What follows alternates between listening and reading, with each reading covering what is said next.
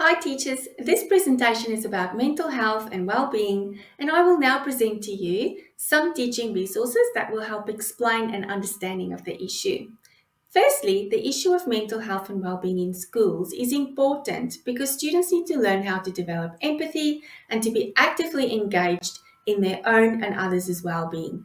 Studies have shown that 10 to 17% of children between 4 and 17 years meet the criteria for a mental health condition, and these children have higher rates of absenteeism and poorer learning outcomes and lower quality of life in the long run.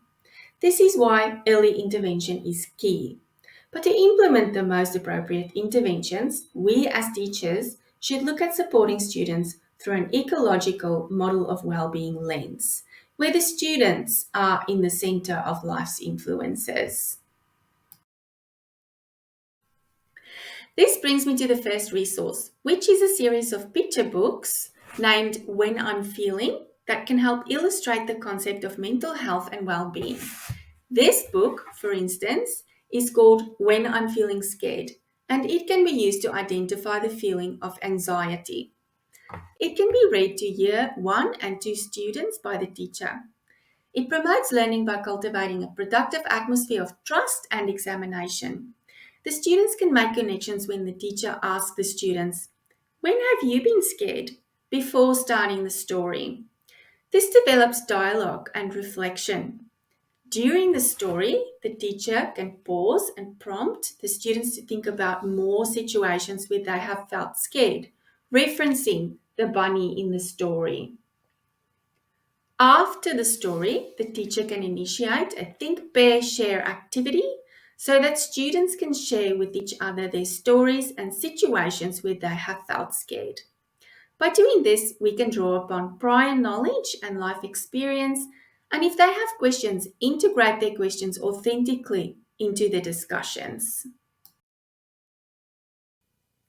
The next resource can extend the understanding, and it is the Zones of Regulation, which is a curriculum designed resource to foster self-regulation and emotional health. It is a framework to support positive mental health.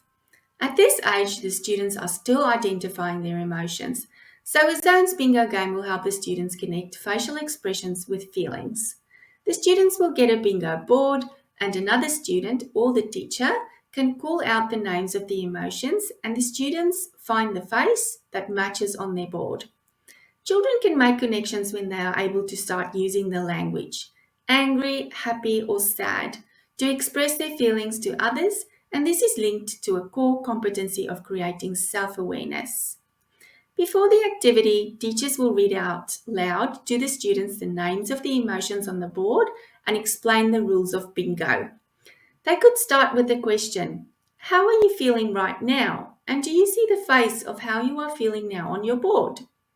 After the activity, teachers can ask the students how they are feeling again, this time asking for the words, assessing if the students are now familiar with the language. Both these resources can be linked to the Australian curriculum of identify and practice emotional responses that account for own and others' feelings. And benefits include understanding and recognizing emotions and how the body reacts, and predicting how a person or a character is feeling by the words they use and their facial expressions.